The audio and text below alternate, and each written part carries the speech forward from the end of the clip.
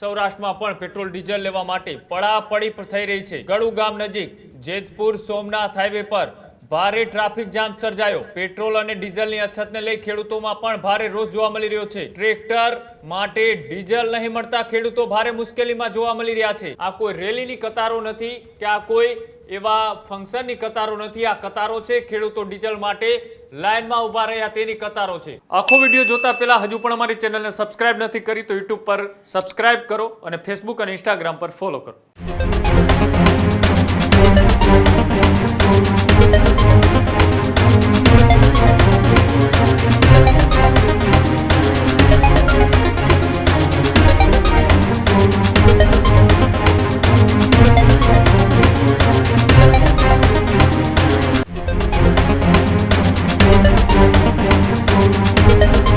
જે રીતના વૈશ્વિક સંકટ છે તે હવે ક્યાંય પણ બાકી નથી રહ્યું। ગુજરાત અને સૌરાષ્ટ્રમાં પણ આની અસર જોવા મળી રહી છે। સૌરાષ્ટ્રમાં પણ પેટ્રોલ ડીઝલ લેવા માટે પડાપડી થઈ રહી છે। જૂનાગઢના માળિયા હાટીનામાં વાહનોની લાંબી કતારો લાગી છે। ગળુ ગામ નજીક જેતપુર સોમનાથ હાઈવે પર ભારે ટ્રાફિક જામ સર્જાયો। પેટ્રોલ પંપ પર ટ્રાફિક જામ થતા રસ્તા પર જ વાહનોની લાંબી કતારો। પેટ્રોલ અને ડીઝલની અછતને લઈ ખેડૂતોમાં પણ ભારે રોષ જોવા મળી રહ્યો છે। ચોમાસાની એક બાજુ શરૂઆત પહેલા હવે ખેડૂતોનું ખેતરની તૈયારી કરવાની કામગીરીમાં વ્યસ્ત છે તો બીજી બાજુ ટ્રેક્ટર માટે ડીઝલ નહીં મળતા ખેડૂતો ભારે મુશ્કેલીમાં જોવા મળી રહ્યા છે।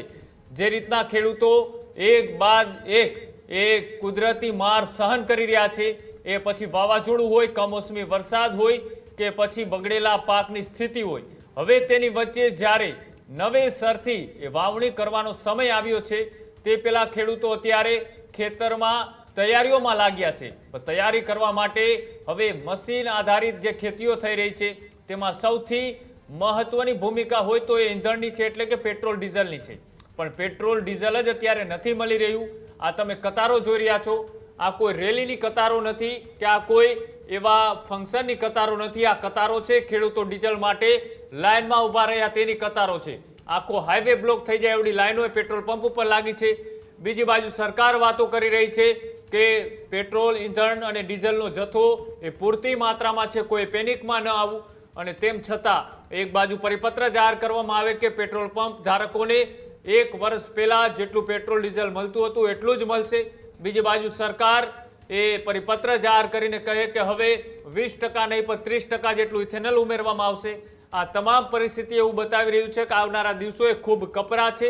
પેટ્રોલ ડીઝલનું સંકટ એ ગુજરાતમાં આવી શકે છે, ભારતમાં પણ આની અસરો જોવા મળી ગઈ છે અને તેને જ લઈ હવે ન માત્ર સામાન્ય જનતા પણ જે ખેડૂતો છે કે જે ધાન પકવે છે ને તેના આધારિત સૌ કોઈના ઘરની અંદર ધાન પોતું હોય છે ને તે આપ સૌ લોકો આરોગતા હોય છે, એ પાક ઉગાવનાર ખેડૂતોને અત્યારે પેટ્રોલ ડીઝલ નથી મળી રહ્યું। એટલે કે આખી જે ચેન છે એ પછી ખેડૂતો હોય, કોન્ટ્રાક્ટરો હોય કે પછી ઇન્ડસ્ટ્રીઓના માલિકો હોય, એ તમામ અત્યારે આનો સામનો કરી રહ્યા છે અને તેના જ કારણે બીજી બધી વસ્તુઓના પણ ભાવ આસમાને પહોંચે તેવી પૂરી શક્યતાઓ વ્યક્ત કરવામાં આવી રહી છે।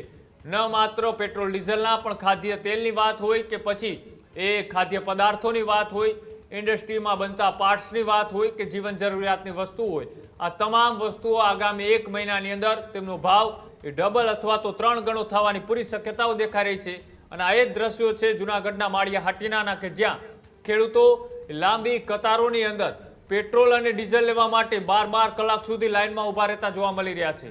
જોવાનું રહેશે કે આ સંકટ એ કેટલા સમયની અંદર ટળી શકે છે કે પછી આ સંકટ હજી આગામી દિવસોની અંદર વધુ ઘેરું બનતું જાય છે અને તેની અસર એ તમામ લોકો ઉપર અત્યારે પડવાની શરૂઆત થઈ ચૂકી છે। જોવાનું રહેશે કે સરકાર હવે આ તમામ વસ્તુઓને નિયંત્રણ કરવા માટે કેવા પ્રકારના પગલાં ભરે છે। આ જ પ્રકારની તમામ અપડેટ જોવા માટે ન્યૂઝરૂમ ગુજરાતને લાઇક, શેર અને સબસ્ક્રાઇબ કરવાનું ભૂલતા નહીં।